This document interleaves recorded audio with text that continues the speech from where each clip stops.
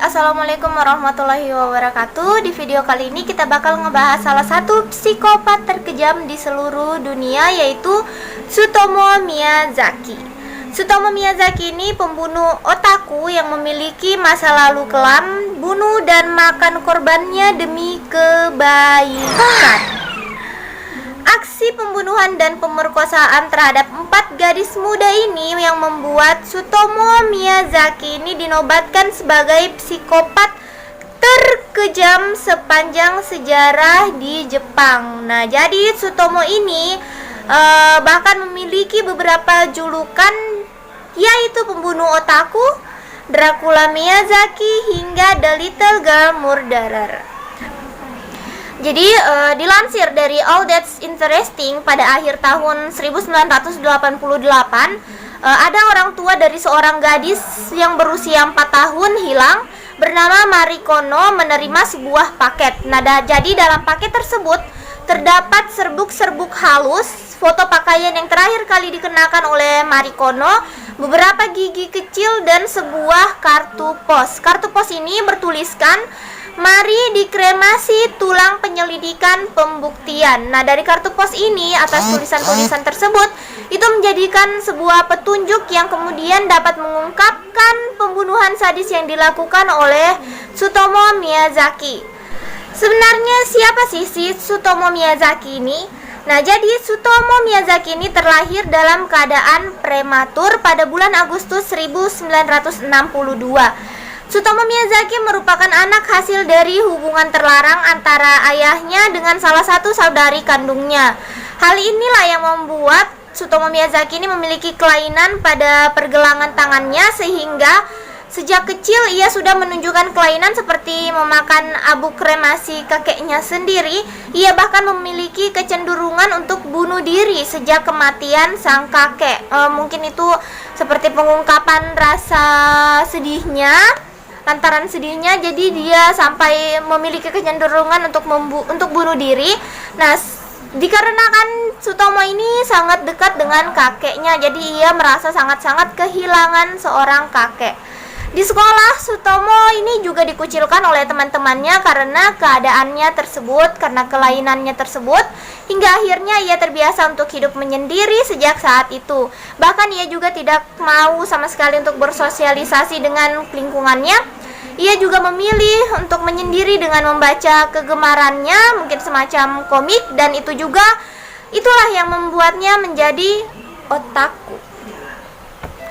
Memiliki masa lalu yang kejam, Tsutomu ini lantas melakukan tindakan kriminal.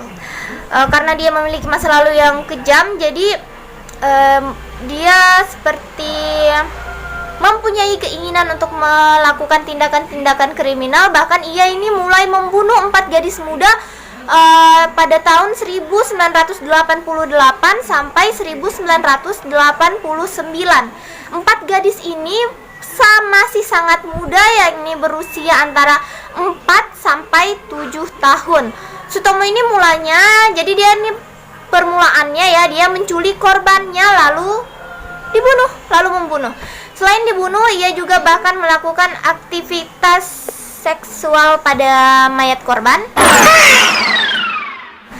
Bahkan tak hanya itu, ia bahkan memakan salah satu potongan tangan korban dan tangan lainnya yang dijadikan pajangan. Memakan korbannya.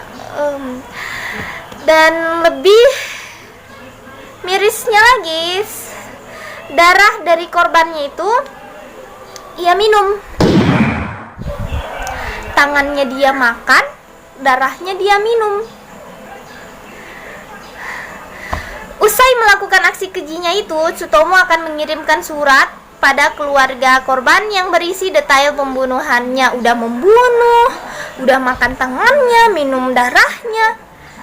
Dia juga malah mengirimkan surat pada keluarga korban ini yang berisi detail-detail pembunuhannya.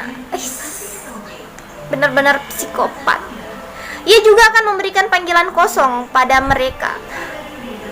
Mungkin ini seperti dia mau menunjukkan diri ya, mau menunjukkan diri kali. Nah, pada saat dia akan ditangkap suatu hari kan, saat Sutomo hendak menculik korbannya, ia saat itu ketahuan, dan saat ia kepergok ayah dari calon korbannya, si ayah dari calon korban ini langsung melaporkan ke polisi. Nah, lalu polisi pun menggeledah rumahnya dan ditemukan berbagai buku, video porno, dan potongan-potongan mayat. Mungkin potongan-potongan mayat ini potongan-potongan mayat dari sejumlah korban-korbannya ya. Nah, usai ditangkap, ayah Sutomo yang mengetahui perbuatan putranya ini menolak untuk melakukan pembelaan dan bunuh diri. Mungkin si sang ayah sudah malu kali ya. Sementara Sutomo juga tidak mau meminta maaf atas perbuatan yang telah ia lakukan. Ia justru mengatakan kalau perbuatannya itu dilakukan untuk kebaikan. Kebaikan dari mananya, Pak? Ya ampun. Akhirnya atas perbuatannya tersebut pun Sutomo dijatuhi hukuman mati. Ia pun dieksekusi dengan digantung pada tanggal 17 Juni 2008. Udah membunuh, terus tidak mau meminta maaf, dan bahkan bilang kalau dia membunuh itu demi kebaikan. Bye. Assalamualaikum warahmatullahi wabarakatuh.